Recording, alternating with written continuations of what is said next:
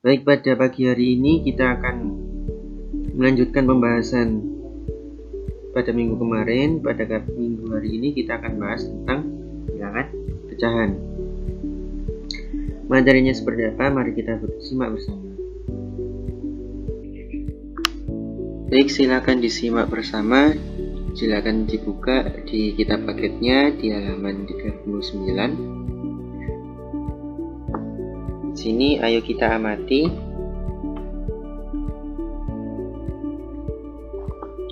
beberapa contoh kasus yang menerapkan atau mengimplementasikan bilangan bulat. Yang pertama, ada banyak kue yang tersisa, ada banyak air dalam gelas, atau panjang potongan kain. Jadi misalkan kalian ada ulang tahun, kemudian teman kalian ulang tahun dan pastikan kuenya dipotong. Kuenya pasti cuma jumlahnya ada 1, dipotong kan. Nah, kalau misalkan tamunya di sini contohnya ada 4, maka 1 kue tadi dibagi 4. 1 kue ini kalau dibagi 4 maka bisa ditulis sebagai bilangan pecahan seperti ini, 1 dibagi 4, kan seperti itu. Nah, ini salah satu bentuk contoh bilangan pecahan yang ada dalam kehidupan sehari-hari. Contoh yang kedua tentang banyak air. Nah, di sini ternyata isinya itu tidak penuh, itu ada 3 bagian yang terpenuhi dari 5 bagian. Berarti ini bisa ditulis 3/5. Ada 3 bagian yang terisi dari 5 bagian yang tersedia, gitu ya. Kemudian di sini ada kain.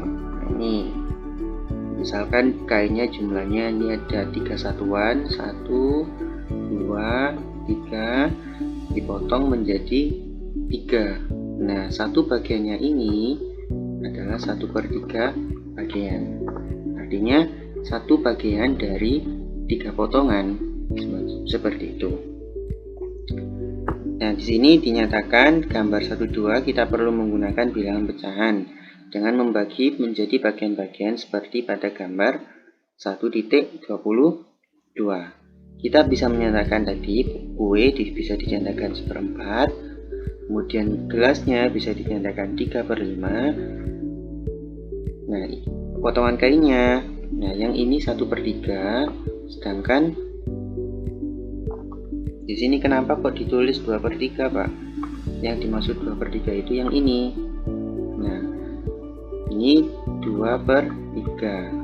Kenapa kok 2/3? Karena lebar ini itu meliputi 2 bagian kain dari 3 potongan, makanya dia ditulis 2/3.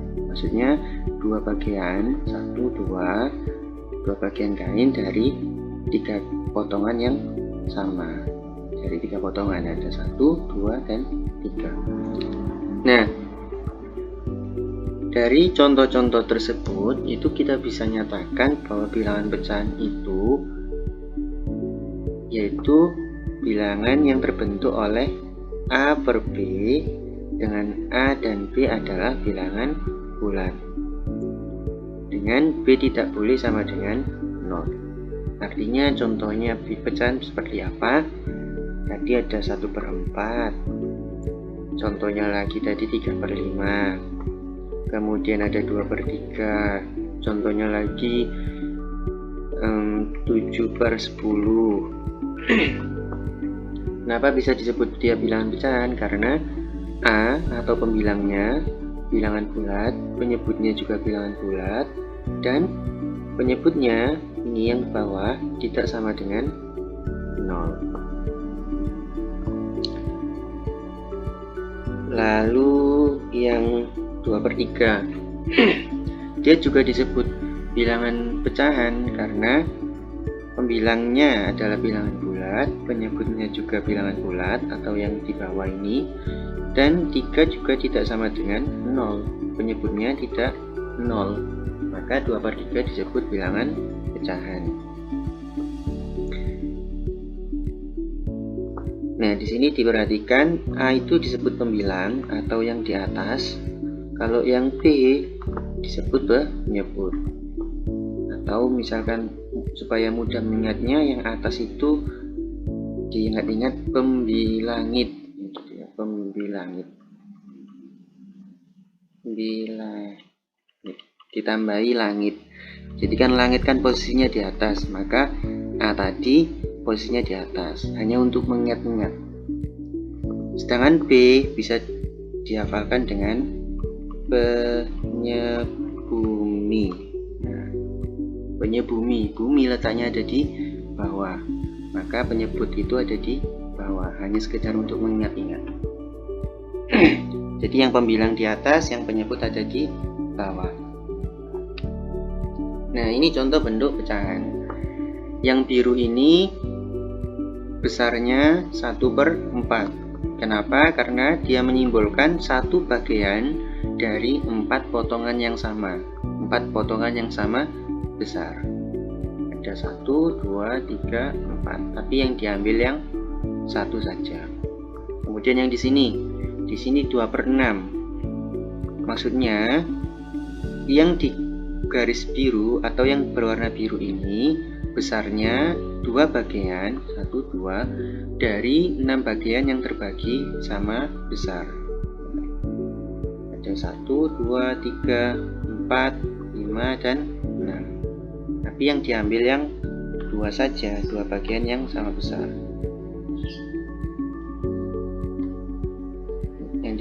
Yang diambil hanya 2 saja. Kemudian yang ini yang diambil 5, ini 1, 2, 3, 4, 5 per 12 karena ada 12 bagian. 1, 2, 3, 4, 5, 6, 7, 8, 9, 10, 11, 12. Jadi besarnya yang biru-biru ini besarnya 5/12. Nah, sekarang ayo kita amati lagi. Mari kita amati. Ternyata bilangan pecahan itu bisa dinyatakan dengan bilangan pecahan yang lain yang mempunyai nilai yang sama. Jadi bilangan pecahan dapat dinyatakan dalam pecahan yang lain yang relatif senilai. Contohnya ini, 2/4 itu bisa dinyatakan dengan setengah. Itu nilainya sama. Begitu juga dengan 3/6. Itu dia disebut ekuivalen atau mempunyai nilai yang sama. Nah, bagaimana kita bisa menentukan dua pecahan tersebut memiliki nilai yang sama atau tidak? Nah, di sini dikatakan di kitab yang kalian pegang, pecahan A dan B ekuivalen atau senilai dengan C dan D jika A kali D sama dengan C kali D, C kali B. Jadi misalkan kita coba cek, misal kita cek yang ini 1/2 dan 2/4, apakah dia sama? Kita hitung. Jadi ini kali ini dan ini kali ini. 1 kali 4 hasilnya 4. Oke, kemudian yang ini 2 kali 2 hasilnya 4. Nah, karena memberikan hasil yang sama, sama-sama menghasilkan 4, maka setengah dan 2/4 merupakan dua bilangan pecahan yang senilai. Nanti kalian bisa cek bagaimana kalau 2/4 dan 3/6. Nah, nanti 2 kali 6 berapa? 12. Kemudian 4 kali 3 12. Ternyata hasilnya sama. Contoh lagi, misalkan ada pecahan 4/7 dengan 8/14. Nah, kita cek. Caranya dikali silang, yang bawah dengan atas, yang atas dengan bawah. 7 kali 8 hasilnya 54. Kemudian kita cek yang 4 dikali 14, ternyata hasilnya 56. 14 kali 4 seperti ini ya. 4 kali 4 16, 4 tambah 1 5, hasilnya 56. Ternyata mereka hasilnya sama, maka 4/7 dan 8/14 adalah dua bilangan pecahan yang ekuivalen. Contohnya yang tidak ekuivalen seperti apa? Contoh yang tidak ekuivalen misalnya ada 1/3 dengan 2/4. Oke, kita kalikan 1 dengan 4, kita kalikan kemudian kita cocokkan dengan 3 kali 2. 1 dikali 4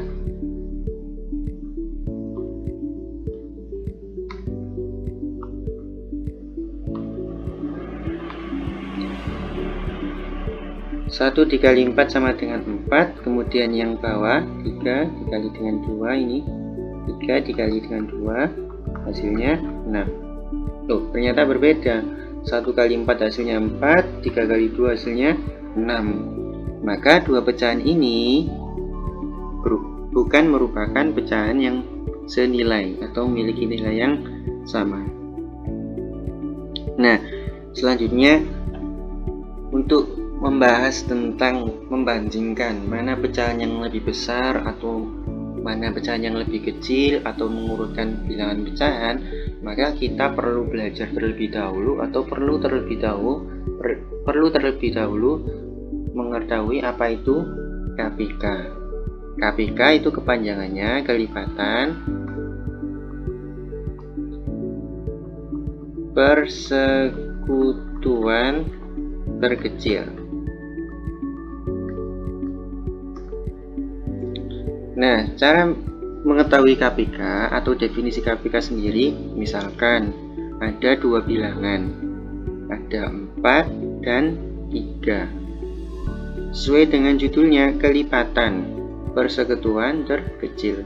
Jadi pertama, 4 itu kelipatannya berapa saja? 4 dikali 1 4, kemudian dikali 2 8, kemudian dikali 3 12, 16, 20 dan seterusnya.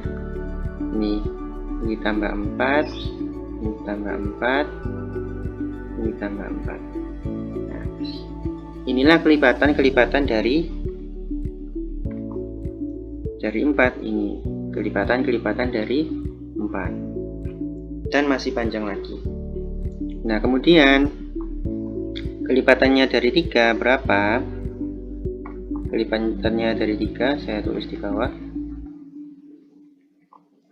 Ada 3, ditambah 3 lagi 6, ditambah 3 lagi 9, ditambah 3 lagi 12, kemudian ada 15, 18 dan seterusnya. Ini ditambah 3 dan seterusnya. Nah, ini merupakan kelipatan dari 3. Nah, yang mana yang disebut KPK dari 4 dan 3? Jadi yang disebut kelipatan persekutuan terkecil adalah kelipatan yang sama yang pertama kali. Maksudnya bagaimana? Misal kita cek misal 4 ini kita cek 4 ada di baris ini atau tidak ya. Ternyata tidak, maka 4 bukan KPK. Kemudian dicek lagi 8, apakah di baris ini ada 8? Tidak juga kan? Berarti bukan KPK dari 4 dan 3. Kemudian 12. Nah, ternyata di sini ada 12. Di atas juga ada 12. Meskipun nanti di sini ada lagi yang sama, di yang masih panjang ini ada yang sama, tapi ketika sudah ketemu untuk pertama kalinya, maka itulah yang disebut KPK-nya. Jadi KPK dari 3 dan 4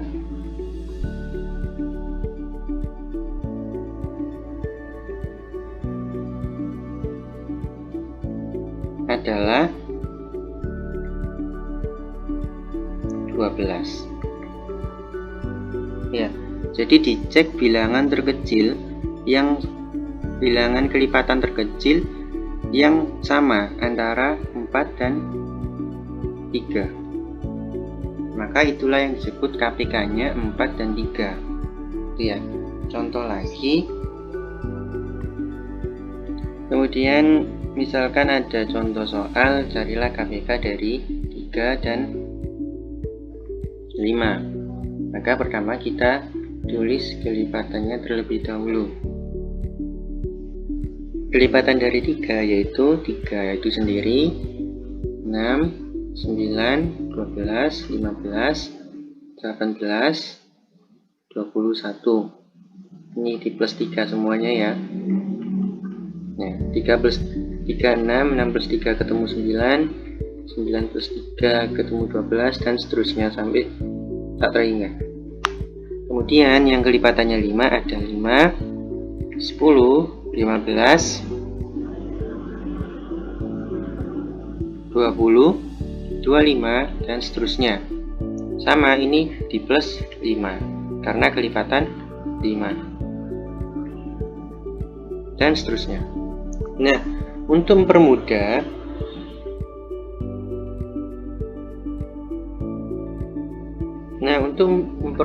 atau mempercepat kita mengecek mana bilangan kelipatan yang sama, yang terkecil dari dua bilangan ini, kita mengeceknya dari kelipatan-kelipatan bilangan yang terbesar yang dicari. Di sini yang dicari kan KPK-nya 3 dan 5. Yang terbesar kan 5. Maka kita perhatikan atau kita fokus di kelipatan-kelipatannya 5. Oke, kita cari 5 apakah ada di sini? Tidak. Berarti dia bukan KPK 3 dan 5. 10 juga tidak ada. Di sini setelah 9 langsung 12. Berarti 10 tidak ada. Kemudian ada 15. Apakah di sini ada? Oh, ternyata ada. KPK dari 3 dan 5. KPK dari 3 dan 5 adalah 15. Dan ini juga berlaku ketika diminta untuk mencari KPK dari 3 bilangan. Misalkan ini 3, 5 dan 2. 3 bilangan, 2 bilangan, 4 bilangan atau lebih. Nah, tapi nanti di pertemuan selanjutnya saya akan membahas bagaimana kita mencari KPK dan FPP yang lebih mudah. Tapi untuk pertemuan kali ini, supaya kalian lebih paham tentang apa itu sebenarnya kelipatan persekutuan terkecil, maka untuk pertemuan kali ini silakan jika memang ingin mencari kelipatan, mencari KPK, kalian bisa menggunakan cara seperti ini. Hanya sementara 1 minggu atau 2 minggu silakan menggunakan cara seperti ini supaya kalian paham yang mana sih sebenarnya yang disebut KPK, tidak langsung ke langkahnya atau tidak langsung ke cara cepatnya, tapi kalian paham bilangan yang mana atau kenapa disebut KPK, kenapa disebut kelipatan persekutuan terkecil. Nah, kemudian setelah kita tahu apa itu KPK, cara mencari KPK, kita bisa menentukan bilangan pecahan mana yang lebih kecil dan bilangan pecahan mana yang lebih besar. Bagaimana caranya? Misalkan tentukan bilangan mana yang lebih besar antara 3/4 dan 2/3. Caranya, yang pertama cari terlebih dahulu KPK dari penyebut atau bilangan yang ada di bawah. Dari semuanya ini. Kebetulan ini yang dibandingkan adalah 2 bilangan. KPK dari 3 dan 4 berapa? 3, 4, kelipatannya 3, 6, 9, 12, 15. 4 kelipatannya ada 4, 8, 12, 16, 20. Nah, kita cek dari bilangan yang terbesar. 4 apakah ada? Ternyata dia tidak ada.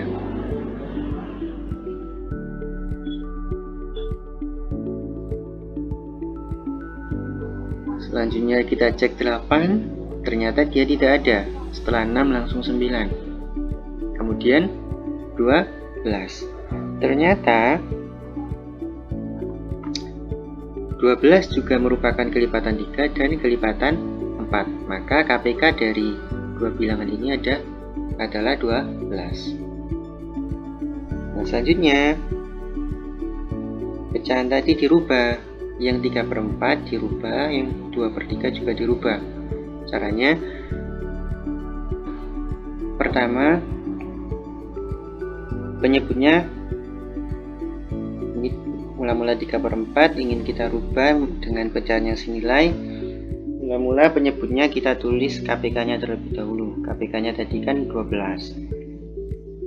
Nah, setelah itu untuk mencari pembilangnya yang masih belum diketahui, caranya 12 dibagi 4 kemudian dikali dengan 3. 12 dibagi 4 3, 3 kali 3 ya, 12 dibagi 4 hasilnya 3.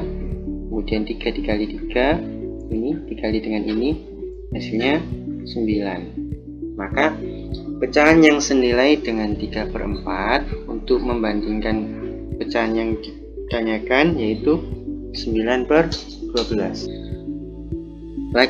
Satunya lagi yaitu 2/3. 2/3. Berapa pecahan senilai yang bisa kita gunakan untuk membandingkan dua bilangan ini? Pertama, KPK-nya ditulis dulu di penyebut 12. Kemudian 12 dibagi 3 hasilnya 4. 4 hasilnya dikali dengan 2 berapa? 8. Nah, akhirnya ketemu bilangan pecahan yang senilai dengan 2/3 dan bisa kita gunakan untuk membandingkan dua pecahan yang ditanyakan. Nah, jadi 3/4 tadi sudah ketemu, bisa kita rubah menjadi 9/12. Kemudian yang 2/3 bisa dirubah menjadi 8/12. Selanjutnya, kalau ditanya mana yang lebih besar, kalian tinggal memperhatikan pembilangnya saja karena penyebutnya sudah sama. 9 dan 8 lebih besar mana? Lebih besar 9. Maka 9/12 itu nilainya lebih besar dari 8/12. Atau karena yang ditanyakan adalah dua bilangan ini, maka 3/4 lebih besar dari 2/3. Kenapa? Karena 3/4 tadi senilai dengan 9/12 dan 2/3 itu senilai dengan 8/12. Sedangkan nilai 9/12 itu nilainya lebih besar. Nah, bisa kalian amati, ini misalkan yang dirubah hanya satu saja, yang di sini tidak perlu dirubah. Jadi 1/2 itu dicari pecahan yang senilai, ketemu 2/4. Selanjutnya kalian tinggal memperhatikan pembilang yang lebih besar atau yang lebih kecil yang mana, karena penyebutnya sudah sama. Ternyata 2 itu lebih kecil dari 3/4, maka 1/2 itu lebih kecil dari 3/4. Begitu juga yang ini dan ini.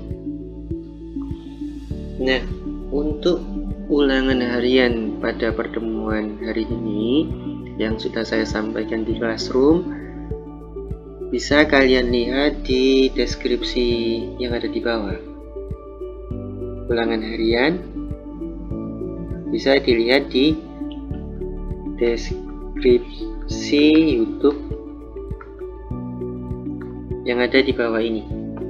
Ya, silakan dikerjakan dengan usahanya masing-masing. Kalau misalkan salah tidak masalah, namanya juga belajar. Tidak masalah jika salah. Silakan dikerjakan masing-masing dan dikerjakan tepat waktu, selambat-lambatnya besok jam 9.20. Oke, baik. Cukup sekian pertemuan pada pagi hari ini. Untuk pada pertemuan yang akan datang, kita akan membahas lebih jauh lagi tentang bilangan pecahan, bagaimana mengoperasikan bilangan pecahan dengan operasi penjumlahan, pengurangan, maupun perkalian dan pembagian.